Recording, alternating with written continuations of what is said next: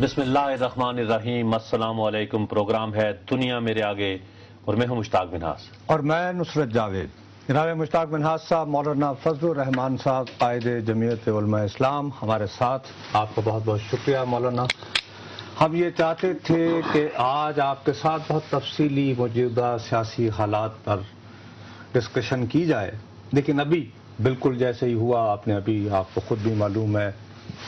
ایک اور مزار کراچی میں عبداللہ شاہ غازی، وہاں پہ دھماکہ ہوا ہے، جمعرات کی رات ہے، ابھی تک 10 ہلاکتوں کی تصدیق ہو چکی ہے، خوف ہے، خدشہ ہے کہ زیادہ بھی ہو سکتا ہے۔ تو زیادہ بہتر ہے مولانا، آپ دینی قیادت بھی ہیں ہماری، یہ سر پہلا واقعہ نہیں ہوا، یہ فرقہ واریت یہ کیوں ہو رہی ہے کہ آپ کبھی داتا گنج بخش کا مزار یہاں پہ محفوظ نہیں، کربلا گامشہ محفوظ نہیں، کل پرسوں شیخ الحدیث جو ہیں وہ قتل ہوئے ہیں کراچی میں، اور آج عبداللہ شاہ غازی کا عاشورہ کا کراچی میں عاشورہ کے اوپر اٹیک، یہ کیوں ہو رہا ہے ہمیں بتائیں۔ بسم اللہ الرحمن الرحیم۔ سب سے پہلے تو میں جو ابھی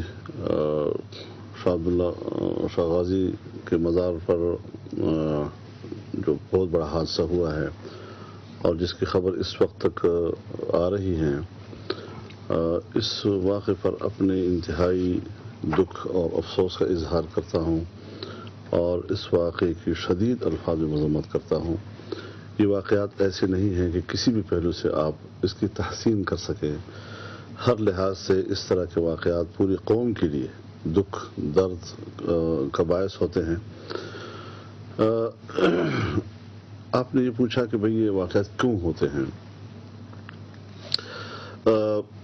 بدقسمتی سے ہمارے ہاں ہم جہت ایسے جراثیم موجود ہوتے ہیں کہ کسی نہ کسی وقت وہ پھر اپنا اثر دکھا رہے ہوتے ہیں۔ میں تو ذاتی طور پر یہ سمجھتا ہوں کہ یہ جو آج کے دور کا یا آج کے دنوں کا جو پاکستان کے اندر ایک دلخراش منظر ہے، ہر طرف خونین منظر اور قتل و غارت گری کا ایک منظر، یہ یکدم سے پیدا نہیں ہوا۔ بالکل۔ اور جب ایک پالیسی آپ بناتے ہیں، اسی پالیسی سے ایک ماحول جنم پاتا ہے، پھر وہ ماحول فروغ پاتا ہے۔ میرے ذاتی خیال میں 2001 سے جو ہم نے غلط پالیسیوں کا آغاز کیا ہے اور ہم نے ملک کے نوجوان طبقے کو اور بالخصوص جو مذہبی نوجوان طبقہ ہے اس کو جس ماحول کی طرف ہم نے اپنی غلط پالیسیوں کی وجہ سے دھکیلا ہے،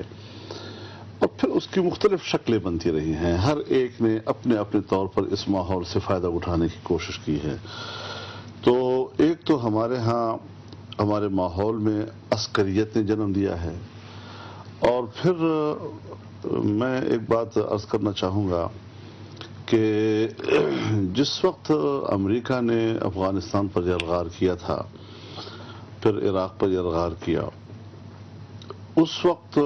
دینی قوتوں نے اپنی وحدت کا مظاہرہ کیا، متحدہ مجلس عام المارد وجود میں آیا۔ اس کا جو ایک لازمی فائدہ ملک اور قوم کو ملا وہ یہ کہ ایک فرقہ وارانہ ہم آہنگی بھی پیدا ہوئی۔ اور مولانا لیکن اس MMA کوئی جو شکست و ریخت ہوئی اور اس کو وہ ٹوٹا، اس کا بھی تو ایک میجر فیکٹر آپ کی طرف ہی جاتا ہے۔ میں گزارش کرتا ہوں، میں اسی طرف آنا چاہتا ہوں جی۔ ایک فائدہ یہی ہوا اس کا کہ ایک فرقہ وارانہ ہم آہنگی کا ماحول پیدا ہوا، اور جو مذہبی لوگ تھے وہ محراب و منبر کے مسلکی جنگ سے بالکل اوپر کو اٹھے اور انہیں قوم اور بین الاقوام کی گفتگو کی اور امت کی بات کی۔ جب سے متحدہ مجلس عمل نہیں رہا ہے اور غیر فعال رہا ہے یا تقسیم ہو گیا ہے، میں دیکھ رہا ہوں کہ وہ جو امریکہ اور مغربی دنیا ہمارے خطے میں مشکل لے کر آیا تھا، اس مشکل میں بھی اضافہ ہوا۔ افغانستان کی جو صورتحال ہے جس کے بارے میں کہا جاتا ہے کہ دہشت گردی کے خلاف جنگ، 10 سال ہونے کو ہے کہ دہشت گردی تو ختم ہونے میں نہیں آ رہی، لیکن دہشت گردی کے خلاف جنگ کے نتیجے میں دہشت گردی فروغ پا رہی ہے، اس کی وسعت میں اضافہ ہو رہا ہے، اس کی شدت میں اضافہ ہو رہا ہے۔ اور پھر یہاں پر ہمیشہ آپ یہ ذہن میں رکھیں کہ کوئی بھی تنظیم اور جماعت جب عوامی مقبولیت کھو بیٹھتی ہے اور عوام اس کو قبول نہیں کر رہے ہوتے تو پھر عام طور پر وہ عسکریت کی طرف جاتی ہے، کبھی وہ باغیانہ نعرے لگانے شروع کر دیتے ہیں، کبھی علاقائیت اور قومیت کی باتیں کرنے لگ جاتے ہیں، کبھی فرقہ واریت کی باتیں کرنے لگ جاتے ہیں۔ یہ جو چند سال گزر رہے ہیں بدقسمتی سے ہم دیکھ رہے ہیں۔ نہیں مولانا ایک منٹ، میں آپ کا یہ جو ابھی جو آپ 2001 کے تناظر میں بات کر رہے ہیں بالکل درست ہے، لیکن آپ مجھ سے زیادہ بہتر جانتے ہیں سر 1980 کی دہائی میں جب عراق ایران جنگ شروع ہوئی تو ایسے گروہ بنے کہ جنہوں نے پاکستان کے اندر فرقہ واریت کے ذریعے ایران عراق جنگ کو جاری رکھا، اور اس کو آپ مولانا برا نہ مانیے گا، ہماری جو دینی قیادت تھی اس نے تو روکنے کی کوشش نہیں کی، بلکہ مدرسوں کے ذریعے انفارچونیٹلی یقیناً آپ کے نہیں ہوں گے، آپ اس کو نہیں سراہتے ہوں گے، لیکن بہرحال مدرسوں کے ذریعے زیادہ اصرار اس بات پر کیا گیا کہ آپ زیادہ سے زیادہ مناظرہ کرنے والے لوگ جو ہیں وہ پیدا کر سکیں، جو لوگوں کے جذبات بھڑکا سکیں۔ مشتاق منہاس کا جس مسلک سے تعلق ہے اس کو کافر ثابت کریں، میرا جس سے ہے یہ ان کا، تو اس کے لیے تو کوئی آپ کی قیادت نے، آپ کے بزرگوں نے، آپ نے خود کوئی سختی سے اس کو روکنے کی کوشش تو نہیں کی ہے نا مولانا؟ نصر صاحب آپ نے اچھی بات یاد دلا دی۔ جن حالات کا اور جس زمانے کا آپ ذکر فرما رہے ہیں یہ وہی زمانہ ہے جو اس وقت ہم ایک اعصابی جنگ لڑ رہے تھے اس نظریے کے خلاف جی۔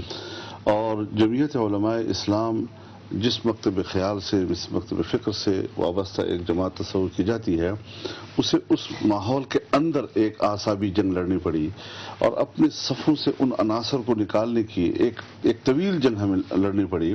اور بالآخر ہم اس میں کامیاب ہو گئے کہ ہم نے جمعیت علماء اسلام کے صفوں کو مکمل طور پر صاف کر دیا، اور اس کے نقصانات ہمیں اٹھانے پڑے، کیونکہ ظاہر ہے جی جب آپ ایک جذباتی ماحول پیدا کر لیتے ہیں اور کفر اور اسلام کی جنگ بنا لیتے ہیں تو ظاہر ہے اس جذبات پیدا کرنے کے لیے مواد بھی ہوتا ہے، تو اس میں پھر اگر آپ ایک معقول بات کرتے ہیں تو وہ معقول بات جرم ہو جاتی ہے جی۔ ہم اس جرم سے گزرے ہیں، اور آج جا کر جی ہم نے جمعیت علماء کے تشخص کو یہ باور کرا کے کامیاب ہوئے ہیں کہ یہ جماعت جو ہے وہ عالمگیر، اسلام کی عالمگیریت اور آفاقیت اور بین الاقوامیت جو ہے اس کو اجاگر کرنے اور اس حوالے سے امت مسلمہ کی بات کرنے کے قابل ہو گئی ہے۔ تو ایک بڑے لمبے جدوجہد کے بعد، تکلیفیں اٹھانے کے بعد، ایک اعصابی جنگ گزارنے کے بعد ہم یہاں تک پہنچے۔ میری بات پوری ہونے دیں۔ اس میں میں ایک بات عرض کرنا چاہتا ہوں کہ جس دور کی آپ بات کر رہے ہیں بدقسمت جب ایران اور عراق جنگ تھا،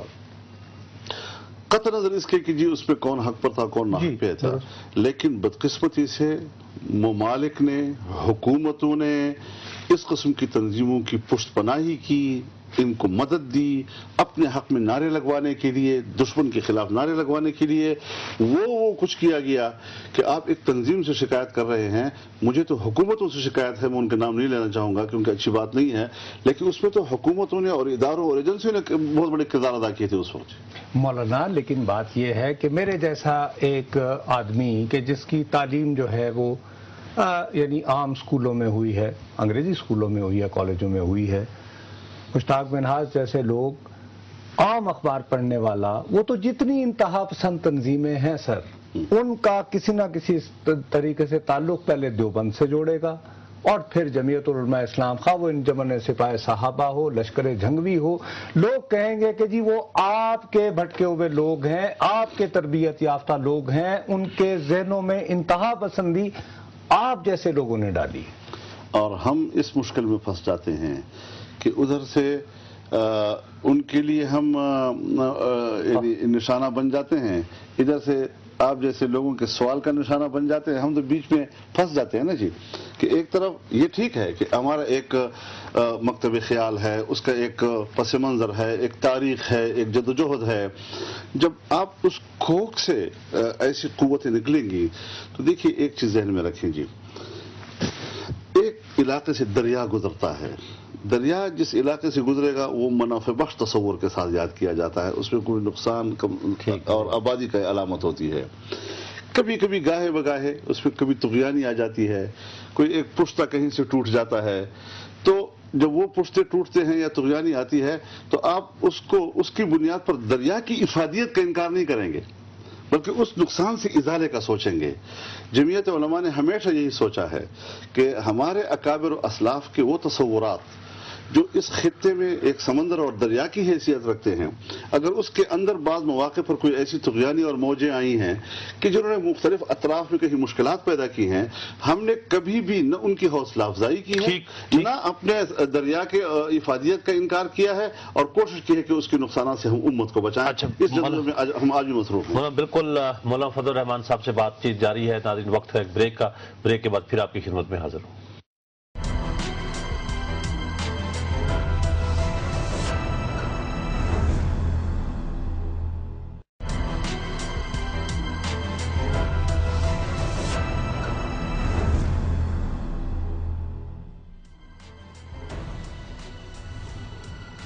دنیا میرے آگے میں ایک مرتبہ پھر آپ کا خیر مقدم۔ یہ دیکھیے مولانا، آج کا جو واقعہ ہے ایک الگ سے نہیں ہے، مقصد یہ کہ آپ جیسے خود فرما رہے ہیں خلفشار کی صورتحال ہے، ابتری ہے۔ اس سارے کانٹیکس کے اندر اگر ہم دیکھیں سر تو گزشتہ ایک مہینے سے نواز شریف صاحب ہوں، چودھری شجاعت حسین صاحب ہوں،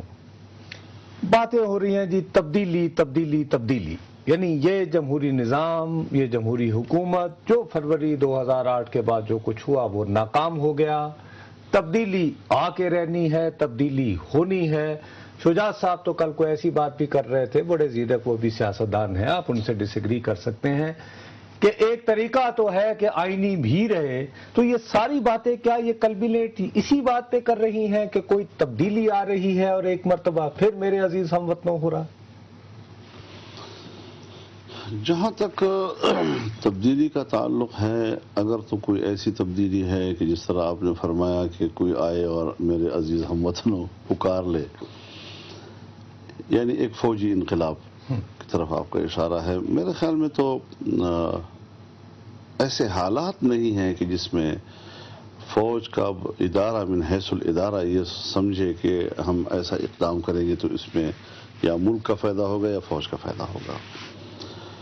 اب رہی یہ کہ کوئی آئینی تبدیلی کے اگر یہ شکلیں ہیں کہ یہ عدلیہ آ کر فیصلہ دے کہ یہ زرداری بھی نااہل ہے اور یہ وزیر اعظم بھی نااہل ہے اور پھر دوبارہ انتخاب کرو، تو اس کا بھی جو تاثر ہوگا وہ تاثر یہ نہیں ہوگا کہ عدلیہ نے کسی عدل انصاف کی بنیاد پر ایک عظیم الشان تاریخی فیصلہ عطا کر دیا ہے، بلکہ یہ ہوگا کہ یہ جو اس منصوبہ بندی کا ایک حصہ ہے اور ایک ایسا راستہ کہ جس پہ شاید کوئی اعتراض بھی کوئی نہ کر سکے اور مطلب بھی حاصل ہو جائے۔ اور تیسرا یہ ہے کہ ایوان کے اندر کوئی عدم اعتماد آ جائے اور اس عدم اعتماد کو ووٹ مل جائے اور اکثریت سے جو ہے وہ وزیر اعظم تبدیل ہو جائے۔ اب ایسی صورتحال میں جہاں تک پارلیمنٹ کے اندر میں موجود ہوں وہاں تو مجھے کسی پارٹی کے اندر سے کوئی ایسی چیز نظر نہیں آ رہی ہے۔ اب پارلیمنٹ خود تو نہ چاہے کہ اس کی کوئی تبدیلی آئے، اور پارلیمنٹ سے باہر کی قوتیں جو ہیں وہ سنجیدہ ہوں کہ بھئی تبدیلی ناگزیر ہے اور بہت ضروری ہے ملک کے لیے، تو پھر یہ اس کا معنی یہ ہے کہ نظام حکومت کے لیے پارلیمنٹ دلیل نہیں ہے بلکہ کوئی اور دلیل ہے۔ نہیں لیکن مولانا آپ ماشاءاللہ اتنے تجربہ کار ہیں، آپ کو یہ پتہ ہے کہ ابھی تک جو بھی فیصلے ہوئے ہیں سر وہ پارلیمنٹ کی باہر کی قوتوں نے کیے ہیں نا، آپ نے اسٹرگل کی ہے ان کے خلاف ہمیشہ، اس پہ کوئی دو رائے نہیں ہے۔ MRD میں آپ کا بڑا رول رہا، آپ اس وقت ایک نوجوان سیاسی قائد کے طور پر آئے، لیکن پھر بعد میں تو مولانا ہر حکومت کا حصہ بنے نا۔ نہیں مطلب جو ابھی جو پچھلے مشرف صاحب صبح سرحد میں گورنمنٹ تھی، اب بھی جیت کے آئے اب یہاں پر، لیکن میں یہ کہہ رہا ہوں کہ پارلیمنٹ باقی اتنی تقریر ہے سر جو آپ نے آپ کو بتا میں اس میں ایک اور چیز بھی شامل کرنا چاہوں گا، اس میں صرف اسی میں ایک اور چیز شامل کر، کیا ایک پرفارمنس بھی تو ہوتی ہے، یعنی مشرف کے جانے کے بعد اور شوکت عزیز اور ان کے جانے کے بعد لوگ تو جو 18 فروری کو الیکشن ہوئے تبدیلی کے لیے ووٹ دیا، تو اب اس جماعت کا اس اتحاد کا آپ حصہ بھی ہیں اور آپ کبھی ناراض بھی ہوتے ہیں، لیکن کوئی عملی طور پہ کوئی پرفارمنس کے اوپر بھی ناراض میں نہیں ہوتا۔ ایک بات ذہن میں رکھیں جی کہ جہاں تک پرفارمنس کا تعلق ہے، کارکردگی کا تعلق ہے، میں نہیں کہتا کہ کوئی آئیڈیل کارکردگی ہے، ہمیں خود تحفظات ہیں اور شکایتیں ہمیں موجود ہیں اپنی جگہ پر، لیکن کیا ہر شکایت اور کارکردگی کی کمزوری کا معنی یہ ہے کہ فوراً پلٹ دو نظام کو؟ یعنی اس کے لیے آئینی سسٹم نہیں ہے ملک کے اندر۔ پھر دوسری بات یہ ہے کہ تبدیلی کا معنی یہ ہے کہ ایک قوت جائے دوسری قوت آئے، متبادل۔ پہلے تو متبادل کا تعین کرنا ضروری ہوگا تبدیلی کے لیے، ٹھیک۔ پھر اگر متبادل قوت معلوم ہے کہ یہ اس کی جگہ لے سکتی ہے، اس کے پاس اصلاحات کا نظام کیا ہے، یعنی یہ ساری چیزیں دیکھنی ہوتی ہے نا جی۔ یہاں تو نہ دلیل ہے نہ وکیل ہے، بلکہ یہاں پر تو طاقت ہے اور طاقت کی سیاست ہے۔ طاقت کی سیاست میں ہم نے جی، میں خود سن 1988 سے اس پارلیمنٹ میں ہوں اور یہ اتار چڑھاؤ سارے میں نے دیکھے ہیں، اور ہر پارلیمنٹ کو ہٹایا گیا ہے، یہی غوغا اور کارکردگی اور پرفارمنس اور کرپشن اور یہ اور وہ، یہ ساری چیزیں ملا کے حکومت، اور پھر اس کے بعد متبادل کوئی بھی آیا لیکن صورتحال جو کی تو رہی جی۔ پھر اگلی اسمبلی کو بھی اس بنیاد پر ہٹایا گیا، پھر اس سے اگلی اسمبلی پہ بھی 2/3 اکثریت والی اسمبلی کو بھی اسی بنیاد پر تالے لگا دیے گئے اور وزیر اعظم کو ہتھکڑیاں پہنا کر جی حکومت خانوں میں لے گئے اس کو۔ تو یہاں تو جو صورتحال ہے اس میں ہمارے پاس کون سا ایسا متبادل ہے کہ اگر کوئی دوسرا آئے گا تو اس کمزوریوں کو دور کرنے کے لیے کوئی الادین کا چراغ جلا لے گا۔ بنیادی بات یہ ہے کہ ہم اصل مسائل پر تو جاتے ہی نہیں ہیں، ہم ایک حکمران کے پیچھے پڑ جاتے ہیں، ان کی کمزوریوں کا ذکر کرتے ہیں اور پھر اس کے بعد اس کی تبدیلی کو ناگزیر قرار دیتے ہیں۔ میں سمجھتا ہوں کہ آج اس وقت جو آپ کو سب سے بڑا اہم مسئلہ درپیش ہے وہ ملک کی سلامتی کا ہے۔ اگر ہماری یہ پالیسیاں جا رہی ہیں جو 2001 سے 9/11 کے بعد ہم نے اختیار کی،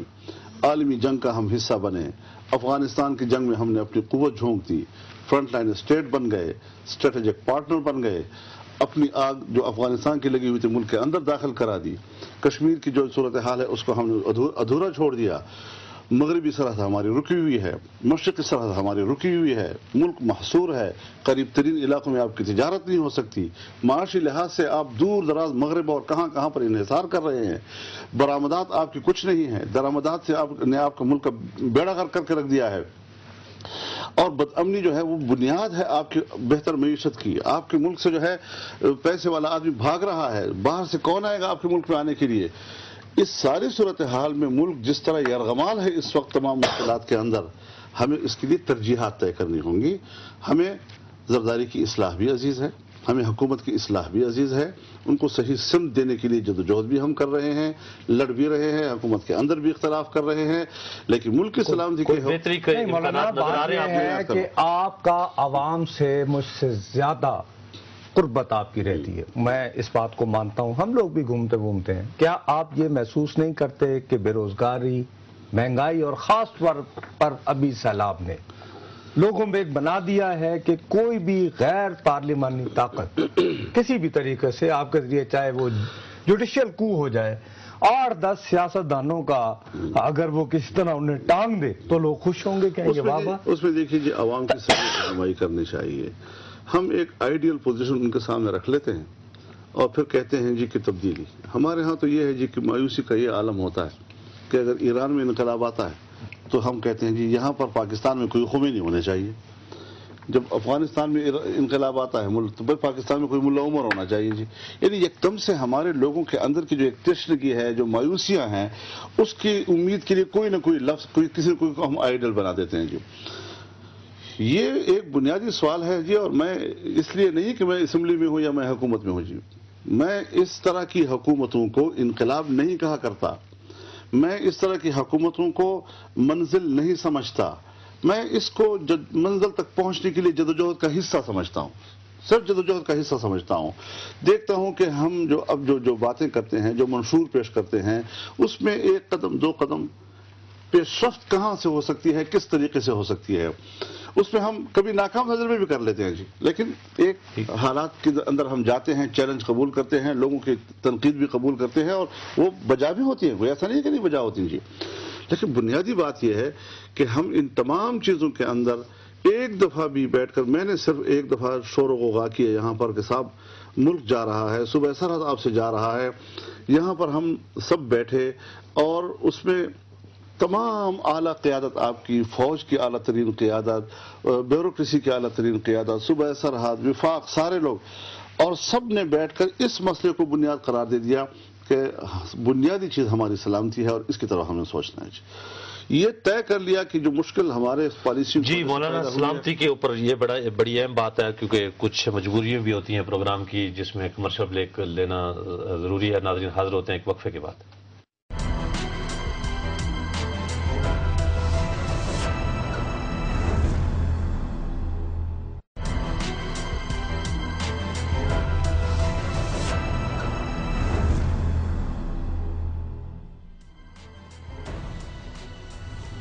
دنیا میرے آگے میں ایک مرتبہ پھر آپ کا خیر مقدم۔ دیکھیے مولانا، عرض یہ ہے کہ آپ نے بالکل صحیح فرمایا کہ ملک کی سالمیت کو خطرات ہیں۔ اب سر بات یہ ہے کہ ہوئے الیکشن فروری 2008، اسمبلی میں تشریف لاتے ہیں جناب یوسف رضا گیلانی، چودھری نثار علی صاحب،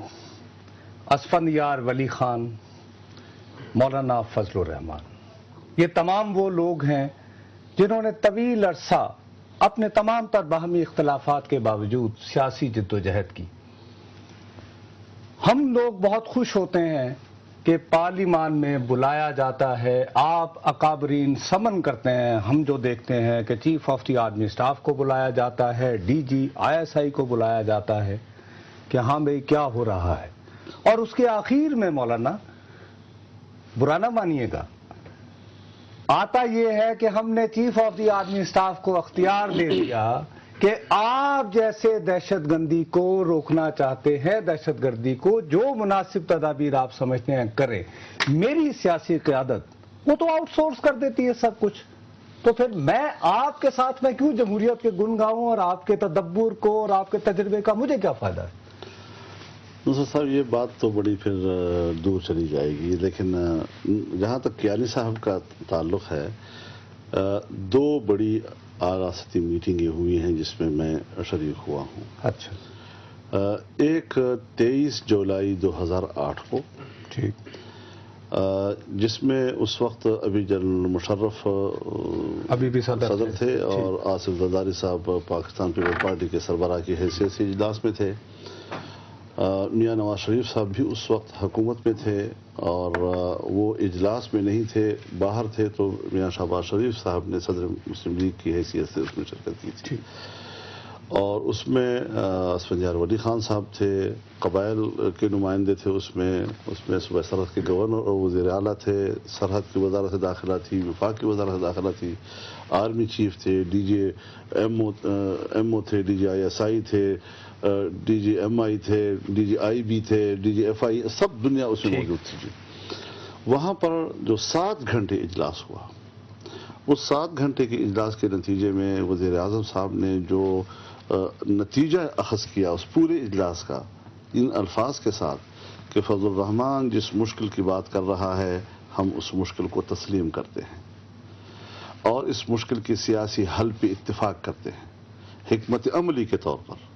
ہم پارلیمنٹ کی طرف رجوع کرتے ہیں کہ ہماری پارلیمنٹ کیا رائے قائم کرتی ہے، بین الاقوامی برادری اور بین الاقوامی قوتوں کو انگیج کرتے ہیں اور ان کے سامنے پاکستان کی سلامتی کا سوال رکھتے ہیں کہ آپ ہماری سلامتی کا احترام رکھیں۔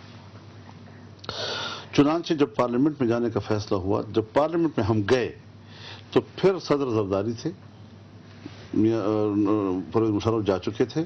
اور جب میں اصرار کرتا تھا کہ بھئی اس فیصلے پر عمل کریں تو یہی ہمیں جواب دیا جاتا تھا کہ پرویز مشرف کی پالیسیوں کے حوالے سے جب تک وہ صدر ہے وہ رکاوٹ ہے،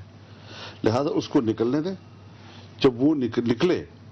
اور صدارتی الیکشن آیا تو مسلم لیگ اپوزیشن میں چلی گئی۔ چنانچہ اس وقت جو پارلیمنٹ میں قرارداد کی طرف ہم گئے تو ایک کمیٹی بنی، 13 نکاتی جو ہے قرارداد طے ہوئی، اسمبلی نے پاس کر لی، پھر قومی سلامتی کمیٹی بنی، پھر اس نے سفارشات 6 مہینے میں مرتب کیے، وہ بھی متفقہ جی۔ اب ہمارا سوال یہ تھا کہ آپ تمام پالیسیاں جو ہیں اس کو چینج کریں قراردادوں کے مطابق اور نئی پالیسیاں بنائیں، کیونکہ وہ پالیسی جو جنرل مشرف نے بنائی تھی جس کے بارے میں کہا تھا کہ یہ دہشت گردی کے خلاف جنگ کی حکمت عملی ہے، تو وہ حکمرانوں کے مفادات کے تابع تھی، ملک اور قوم کے مفاد کے تابع نہیں تھی۔ یہ قرارداد کے الفاظ ہیں، اور از سر نو ہمیں پالیسی جو ہے ترتیب دینی ہوں گی، اور مذاکرات کے ذریعے سیاسی حل تلاش کرنا ہوگا. یہ ساری چیزیں آ گئی. یہ ایک واقعہ ہے جی. اس کے بعد جب یہ ایک مذاکرات جو ہوئے سوات میں، یہ ایک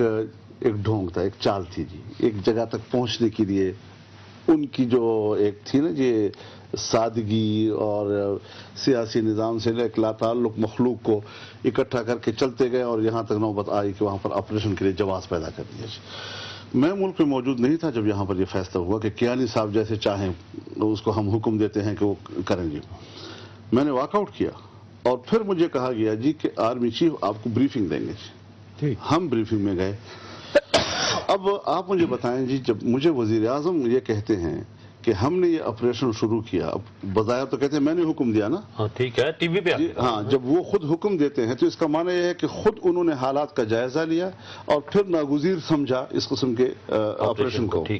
لیکن وہ مجھے کہتے ہیں کہ آرمی چیف آپ کو بریفنگ دیں گے، اور خود بھی وہ بریفنگ میں موجود تھے. تو ان کا بریفنگ دینا اس کا معنی یہ ہے کہ فیصلہ انہوں نے کیا ہے، اور وہی ان کے اصل عوامل جو ہیں وہ میرے سامنے بیان کر سکتے ہیں کہ اس کا جواز کیا تھا جی. اچھا مولانا ادھر ہی بالکل ادھر ہے، شکارپور سے کالر ہے ہمیں. جی السلام علیکم. وعلیکم سر. آپ نے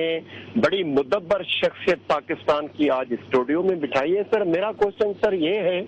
کہ کون سا بات کر رہے ہیں آپ؟ موجودہ حالات میں مولانا سے عرض کرنا چاہتا ہوں کہ 3 چیزیں بڑھ چڑھ کے یہ اس ملک کو دیمک کی طرح وہ اس کو ختم کر رہی ہے. ایک کرپشن ہے، دوسری سوئسائڈ اٹیکنگ ہے، اور تیسری ٹارگیٹ کلنگ ہے. مولانا سے میرا یہ عرض ہے کہ اس کے پیچھے کون ہے اس ملک میں؟ اور 900 ارب روپے کی کرپشن ہوئی ہے این آر او پہ، اور 50 ارب روپے کی کرپشن ہوئی ہے 2 سال میں جو رائٹ آف ہوئے ہیں.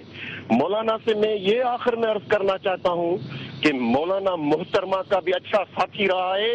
اس کے اسیسینیشن میں کون تھا؟ ٹھیک جی، بڑی مہربانی آپ کی. بہرحال یہ تو بہت تفصیلی، لیکن مولانا ان کا فرمانا یہ بہت وہ کمپریہنسو، اس پہ تو پورا، لیکن اس کو میں چاہتا ہوں کہ مولانا وہ بات ختم کر لیں. میں وہی کہہ رہا ہوں، میں اوریجنل بات پہ آنا چاہ رہا ہوں کہ دیکھیں نا سر، لیکن اس کے باوجود لیکن یہ سوال جو ہے پاکستانی کے طور پر آپ کا یہ فرمانا بالکل بجا ہے. آپ جیسے واقعات کو نریٹ کر رہے ہیں یہ حقیقت ہے، میں آپ کی بتائی ہوئی کہانی کو جھٹلا نہیں رہا ہوں. لیکن ایک پاکستانی شہری کی حیثیت سے تو میں یہ سوچوں گا کہ مولانا فضل الرحمان قومی سلامتی کمیٹی کے رکن بھی ہیں، ایک قرارداد بھی پارلیمان میں موجود ہے، مشرف بھی چلا گیا ہے، لیکن ڈرون حملے میرے پہ زیادہ ہو گئے ہیں. میں ایک پاکستانی کے طور پر، تو آپ نے تو مجھے تحفظ نہیں دیا نا. میرے لیڈر تو آپ ہیں نا، میرا لیڈر کیانی تو نہیں ہے نا. میں نے تو کیانی صاحب کو ووٹ نہیں دیا نا. یہاں پہ سیاسی قیادت ناکام نہیں ہوئی ہے کیا؟ سر آپ بڑی آئیڈیل باتیں کر رہے ہیں. آپ کیوں اس حقیقت کو تسلیم نہیں کر رہے، بجائے اس کے کہ میں آپ پر یہ سوالات کروں، آپ مجھ سے یہ سوالات کر رہے ہیں. سر یہ حقیقت تسلیم کرنی تھی تو پھر آپ ضیاء الحق کے خلاف کیوں لڑے؟ آپ اسی وقت مان لیتے ہیں. لڑکے سمجھ آ گئی نا، میں کرنا چاہتا ہوں جی. جب بھی کوئی جمہوری حکومت آتی ہے، عوام کی منتخب حکومت، اس حکومت کے بن جانے کا یہ معنی لینا کہ اب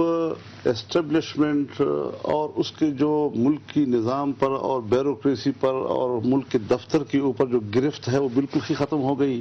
اس کا اثر رسوخ فیصلوں کے اندر اس کا عمل دخل ہی ختم ہو گیا. میرے خیال میں ہمیں اس حقیقت کو تسلیم کرنا چاہیے کہ ہمارے ہاں جمہوریت جب آتی ہے تو وہ کمزور ہوتی ہے. اس کو موقع چاہیے کہ وہ آگے بڑھے، پن پہ مستحکم ہو، اور اس کے لیے اس کو وقت ملنا چاہیے. 2.5 سال تو ہو گئے نا، تھوڑا چلے کچھ تو تبدیلی ہو نا. یہ تو لوگ اس سے مایوس ہوئے. مایوس نہیں ہے. میں دیکھیے مایوسی کے بعد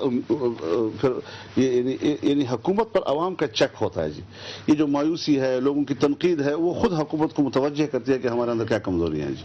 لیکن ایک ہے فیصلے لینا، بڑے فیصلے لینا. میں ان بڑے فیصلوں کی بات کرتا ہوں، عام یہ جو تاثرات کی دنیا میں نہیں رہ رہا جی. بڑے فیصلوں میں جی اگر آپ یہ سمجھتے ہیں کہ ہمارے سیاستدان جو ہیں وہ بالکل کھلے ہاتھوں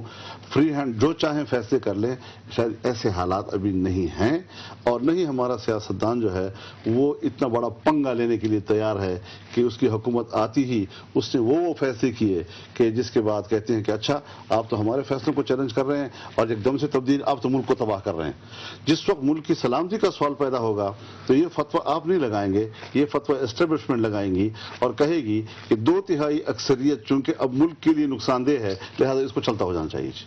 یعنی پھر کوئی دلیل وہاں پر اور کار فرما، انہی کی دلیل کار فرما ہوتی ہے جی۔ لہٰذا ہمیں احتیاط کے ساتھ چلنا ہوتا ہے، کمزوریوں کو اعتراف کے ساتھ ہمیں آگے بڑھنا ہوتا ہے، اور یہ تمام چیلنجز ہیں، مشکلات ہیں جو ہمیں اس میں اچھا مولانا بالکل احتیاط کے ساتھ ہے، لیکن ایک کردار کا بار بار ذکر ہو رہا ہے اور وہ ہے جناب جنرل پرویز مشرف سابق صدر۔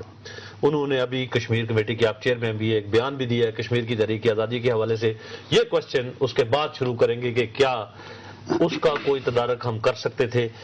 لیکن یہ ناظرین اس کا جواب لیں گے مولانا فضل الرحمان صاحب سے وقفے کے بعد۔ حاضر ہوں گے ایک وقفے کے بعد۔